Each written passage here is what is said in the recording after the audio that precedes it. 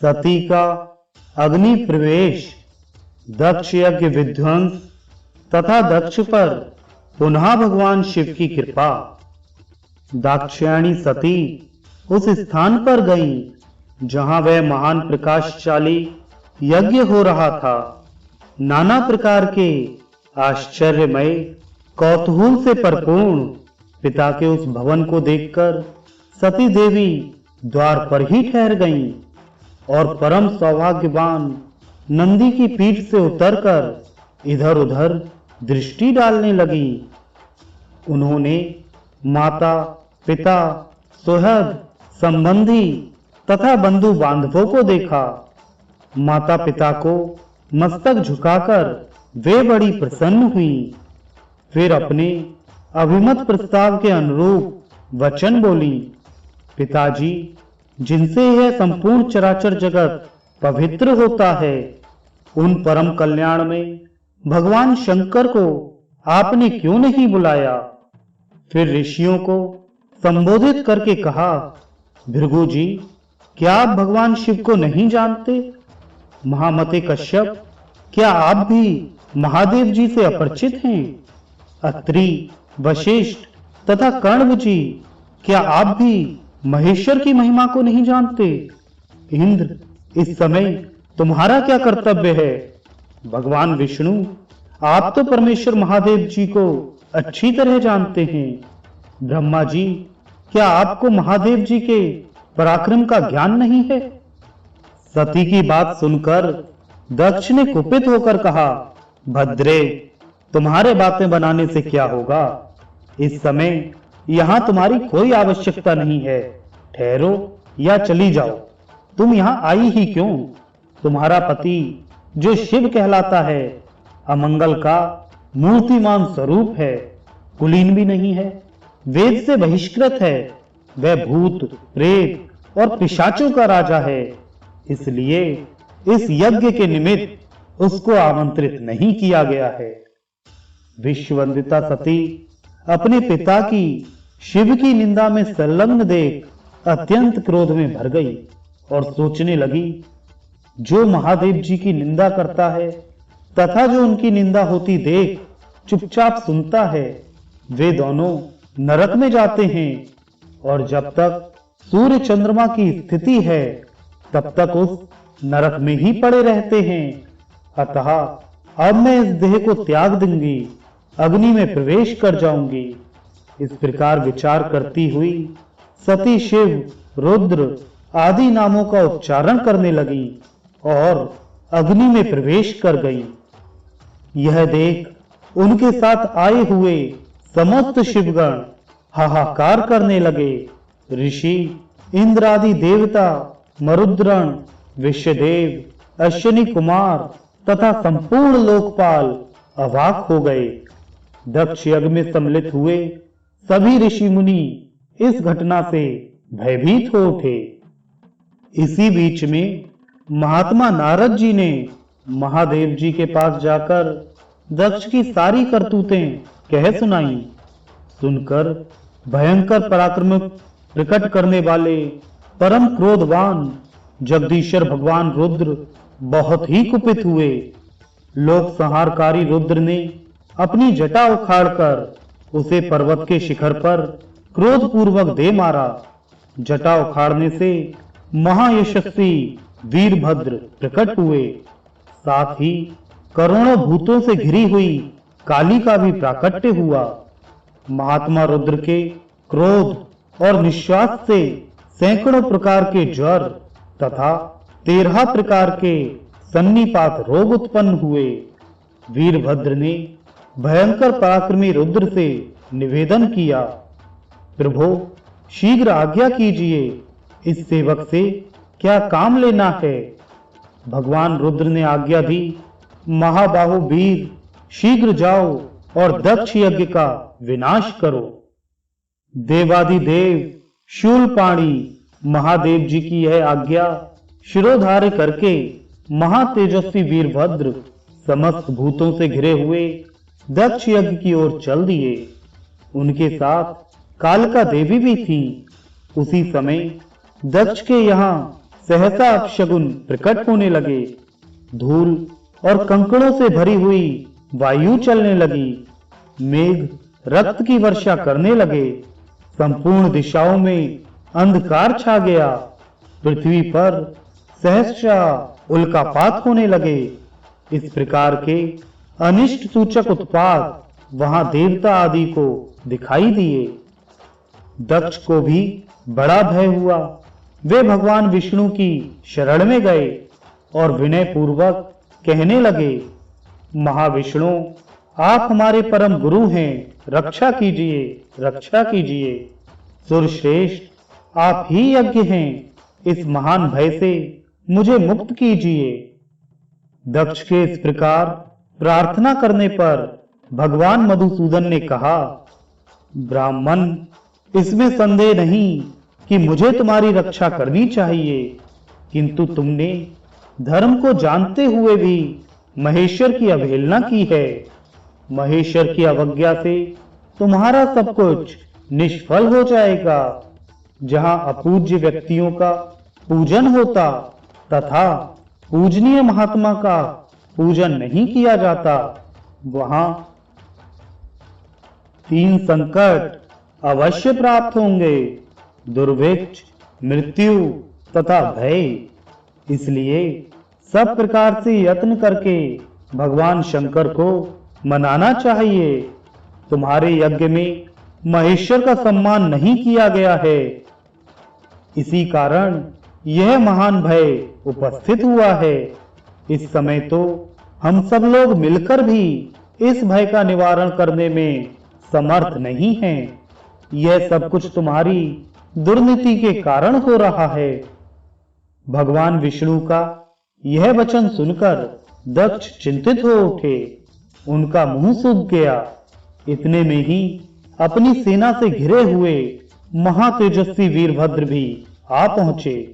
उनके साथ काली, कात्यायनी, ईशानी, चामुंडा, मर्दनी, भद्रकाली, भद्रा, त्वरिता तथा वैष्णवी, ये नव दुर्गाएं तथा भूतों का महान समुदाय भी था। शाकनी, डाकनी, भूत, प्रमद, गुहाक, कुष्मांड, करपट, बटुक, ब्रह्म राक्षस, भैरव, क्षेत्रपाल, राक्षस, यक्ष, विनायक तथा 64 योगिनियों का मंडल, ये सब उस महान प्रकाशमय यज्ञ मंडप में सहसा प्रकट हो गए। भगवान शंकर के उन पार्षदों ने देवताओं के साथ युद्ध आरंभ किया। लोकपालों सहित देवताओं ने भी शिवगणों पर अस्त्र शस्त्रों से प्रहार किया। यद्यपि वे लाखों की संख्या में थे, तथापि इंद्र आदि लोकपालों ने उन्हें रण से विमुख कर दिया। उस समय देवताओं की विजय और यजमान के संतोष के लिए महर्षि भृगु ने भी शिव गणों के प्रति उच्चाटन का प्रयोग किया था। इसी से उस समय देवता विजयी हुए। अपने सैनिकों की पराजय देखकर वीरभद्र को बड़ा क्रोध हुआ। उन्होंने भूतों, प्रेतों और पिशाचों को पीछे करके वृषभास्त्र को आगे किया और स्वयं भी आगे आ गए। महाबली वीरभद्र ने एक तीक्ष्ण त्रिशूल हाथ में लेकर देवताओं, दक्ष पक्षीय पिशाचों, गुहाकों तथा राक्षसों को भी उस युद्ध में मार गिराया। समस्त शिवगणों ने शूल के आघात से देवताओं को गहरी चोट पहुंचाई। फिर तो संपूर्ण देवता पराजित होकर भागने लगे। सबने एक दूसरे को छोड़कर स्वर्ग की राह ली। केवल इंद्र आदि लोकपाल ही विजय के लिए उत्सुक होकर वहां खड़े रहे। वे बारंबार बृहस्पति जी से पूछते थे, गुरुदेव, हमारी विजय कैसे होगी? तब बृहस्पति जी ने कहा, भगवान विष्णु ने जो बात बहुत पहले कह दी थी, वह आज सत्य हुई। यदि फल रूप में परिणित हुए कर्म का नियामक कोई ईश्वर है, तो वह भी कर्ता का ही आश्रय लेता है। जो कर्ता नहीं है, उस पर यह अपना प्रभुत्व नहीं प्रकट करता। कर्म करने वाले को ही ईश्वर उसका फल देता है, ना करने वाले को नहीं। वह ईश्वर केवल अनन्य भक्ति से जानने योग्य है। परम शांति और संतोष से ही भगवान सदाशिव के स्वरूप को जाना जा सकता है। उन्हीं से यह संपूर्ण सुख दुखात्मक जगत जन और जीवन धारण करता है। इस समय तुम्हारी विजय का कोई उपाय नहीं दिखाई देता। इंद्र, तुम मूर्खता और लोलुपता के वश इन लोकपालों के साथ यहाँ आ गए हो। बताओ तो इस समय क्या करोगे? वे परम शोभायमान गण भगवान शिव के हैं, वे ही इनके सहायक हैं। वे महाभाग कुपित होने पर जब संहार आरंभ करते हैं तब किसी को शेष नहीं छोड़ते। बृहस्पति जी का यह कथन सुनकर वे संपूर्ण देवता, लोकपाल तथा इंद्र भी चिंता में डूब गए। तदंतर शिव गणों से घिरे हुए वीरभद्र ने कहा, तुम सब देवता मूर्खता के कारण यहाँ भेंट लेने के लिए आ गए हो। मेरे निकट तो आओ, मैं तुम्हें भेंट देता हूँ। सखे इंद्र, मित्रवर सूर्य, चंद्रमा, धनाध्यक्ष कुबेर, पाशधारी वरुण, मृत्यो, यमुना के बड़े भैया यमराज, मैं आप लोगों की तृप्ति के लिए शीघ्र ही भेंट अर्पित करूंगा। यूं कहकर क्रोध में भरे वीरभद्र ने सब देवताओं पर बाणों की बौछार आरंभ की।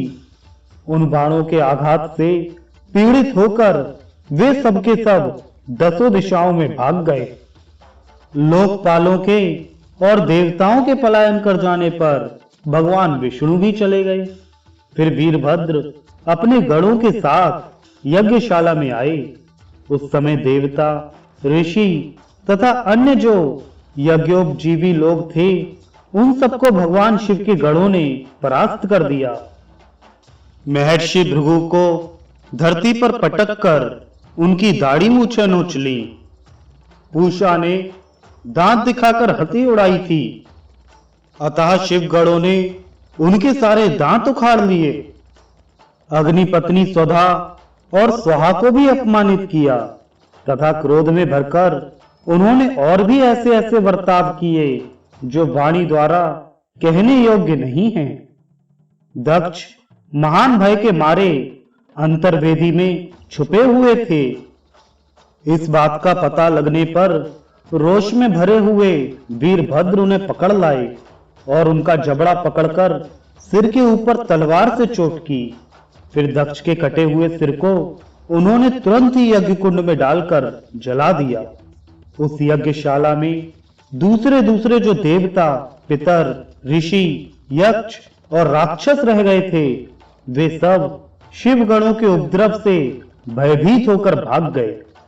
चंद्रमा, आदित्य गण, ब्रह्मंडल, नक्षत्र और तारे, इन सबको शिव गणों ने भगा दिया। ब्रह्मा जी अपने पुत्र दक्ष के शोक से पीड़ित होकर सत्यलोक को चले गए और वहां स्वस्थ चित्त से विचार करने लगे कि अब मुझे क्या करना चाहिए। इस अपमान के कारण ब्रह्मा जी को शांति नहीं मिलती थी। यह सब उस दक्ष के ही पाप का फल है। यह जानकर पितामह ने कैलाश पर्वत पर जाने का निश्चय किया। महातेजस्वी ब्रह्मा जी हंस पर आरूढ़ हो सब देवताओं के साथ पर्वत श्रेष्ठ कैलाश पर गए। वहां उन्होंने नंदी के साथ एकांत में बैठे हुए भगवान सदाशिव का दर्शन किया। उनके मस्तक पर जटाजूट शोभा पा रहा था। भगवान शिव को देखकर ब्रह्मा जी दंड की भांति पृथ्वी पर पड़ गए और अपना अपराध क्षमा करने के लिए उद्यत हो अपने चारों मुक्टों से भगवान शिव के चरणारविंदों का स्पर्श करते हुए उनकी स्तुति करने लगे। ब्रह्मा जी बोले, शांत स्वरूप, सर्वत्र व्यापक परब्रह्म रूप परमात्मा भगवान रुद्र को नमस्कार है। मस्तक पर जटाजूट धारण करने वाले महान ज्योतिर्मय महेश्वर को नमस्कार है। भगवान, आप जगत की सृष्टि करने वाले प्रजापतियों के भी सृष्टा हैं। आप ही सबका भरण पोषण करते हैं। आप सबके पितामह हैं। आप ही रुद्र, महान, नीलकंठ और वेदा हैं। आपको नमस्कार है। यह संपूर्ण विश्व आपका स्वरूप है। आप ही इसके आदि कारण हैं। इस जगत को आनंद की प्राप्ति कराने वाले भी आप ही हैं। आपको नमस्कार है।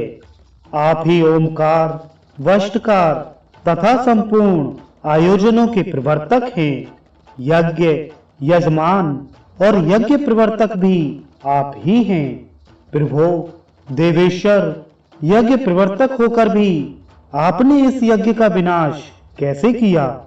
महादेव, आप ब्राह्मणों के हितैषी हैं, तो भी आपके द्वारा दक्ष का वध कैसे हुआ? रुद्र, आप तो गौओं और ब्राह्मणों के प्रतिपालक हैं। समस्त प्राणियों को शरण देने वाले हैं। रक्षा कीजिए, रक्षा कीजिए। श्री महादेव जी ने कहा, पितामह, सावधान होकर मेरी बात सुनिए। दक्ष अपने ही कर्म से मारा गया, इसमें तनिक भी संदेह नहीं है। इसलिए किसी को भी कदापि ऐसा कर्म नहीं करना चाहिए जो दूसरों को कलेश पहुंचाने वाला हो। ब्रह्मांड जो दूसरों को कष्ट देने वाला कर्म किया जाता है, वह एक दिन अपने ही ऊपर आ पड़ता है। यूं कहकर भगवान शंकर उस समय ब्रह्मा आदि देवताओं के साथ कनकल तीर्थ में, जहां प्रजापति दक्ष का महामंडप था, गए। वहां जाकर उन्होंने वीरभद्र के द्वारा जो कुछ किया गया था सब देखा। सौहा, सौधा, पूषा, बुद्धिमानों में श्रेष्ठ भृगु, अन्यान्य ऋषि, समस्त पितर, यक्ष, गंधर्व और किन्नर जो भी वहां जिस अवस्था में पड़े थे, सबको भगवान शिव ने देखा। किसी के अंग भंग हो गए थे, किसी की दाढ़ी और मूछें नोच ली गई थी तथा कुछ लोग रणभूमि में मरे पड़े थे। भगवान शंकर को आया देख वीरभद्र ने समस्त गणों के साथ उनके चरणों में दंडवत प्रणाम किया और सामने हाथ जोड़कर खड़े हो गए। महाबली वीरभद्र को अपने आगे खड़ा देख महादेव जी ने हंसते हुए कहा, वीरवर, यह तुमने क्या किया? दक्ष को शीघ्र यहां ले आओ, जिसने ऐसा यज्ञ किया और उसका वैसा ही विलक्षण फल भी प्राप्त किया। शंकर जी के यूं कहने पर वीरभद्र ने बड़ी उतावली के साथ दक्ष का धड़ लाकर उनके सामने डाल दिया। तब शंकर जी ने कहा, वीर, इस दुरात्मा दक्ष का मस्तक कौन ले गया? यदि मिल जाए तो कुटिल होने पर भी इसे मैं जीवित कर दूंगा। यह सुनकर वीरभद्र फिर बोले, भगवान, मैंने उसी समय इसके मस्तक को अग्नि में होम दिया था। अब तो केवल पशु का सिर बचा है, किंतु उसका मुख बहुत विकृत हो गया है। ये सब बातें जानकर भगवान शिव ने पशु के भयंकर मुख को, जिसमें दाढ़ी भी लगी थी, दक्ष के धड़ से जोड़ दिया। इस प्रकार भगवान शंकर की कृपा से दक्ष को नया जीवन प्राप्त हुआ। दक्ष अपने सामने भगवान रुद्र को उपस्थित देख लज्जा से गड़ गए। उन्होंने लोक कल्याणकारी भगवान शंकर के चरणों में मस्तक झुकाकर उनका स्तवन किया। दक्ष बोले, सबको वर देने वाले सर्वश्रेष्ठ देव भगवान शंकर को मैं प्रणाम करता हूँ। सनातन देवता शिव को मैं सदा नमस्कार करता हूँ।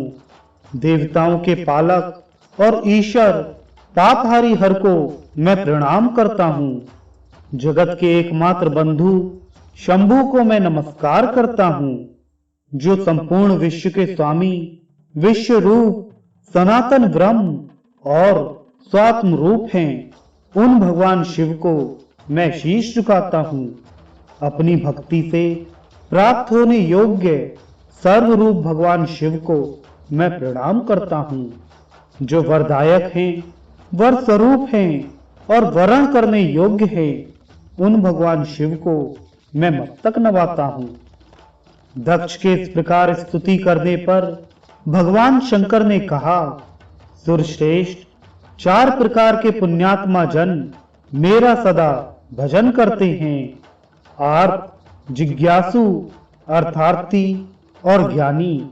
इन सब में ज्ञानी श्रेष्ठ है, इसलिए समस्त ज्ञानी पुरुष मुझे विशेष प्रिय हैं। इसमें तनिक भी संशय नहीं है। जो ज्ञान के बिना ही मुझे पाने का यत्न करते हैं, वे अज्ञानी हैं। तुम केवल यज्ञादि कर्म के द्वारा संसार सागर के पार जाना चाहते हो, परंतु कर्म में आसक्त हुए मूढ़ पुरुष वेद, यज्ञ, दान और तपस्या से भी मुझे कभी प्राप्त नहीं कर सकते। अतएव तुम अंतःकरण को एकाग्र करके ज्ञान निष्ठ होकर कर्म करो। सुख और दुख में समान भाव रखकर सदा प्रसन्न रहो। तदंतर दक्ष को वहीं कनखल तीर्थ में रहने का आदेश देकर भगवान शिव अपने निवास स्थान कैलाश पर्वत पर चले गए। फिर ब्रह्मा जी ने भृगु आदि संपूर्ण महर्षियों को आश्वासन तथा बोध प्रदान किया। वे सब ऋषि मुनि तत्क्षण ज्ञानी हो गए। इसके बाद पितामह ब्रह्मा जी अपने धाम को गए। इधर प्रजापति दक्ष को भगवान शंकर के उपदेश से उत्तम ज्ञान की प्राप्ति हो गई। वे शिव जी के ध्यान में तत्पर होकर तपस्या करने लगे। इसलिए सर्वथा प्रयत्न करके सबको भगवान शंकर की आराधना करनी चाहिए।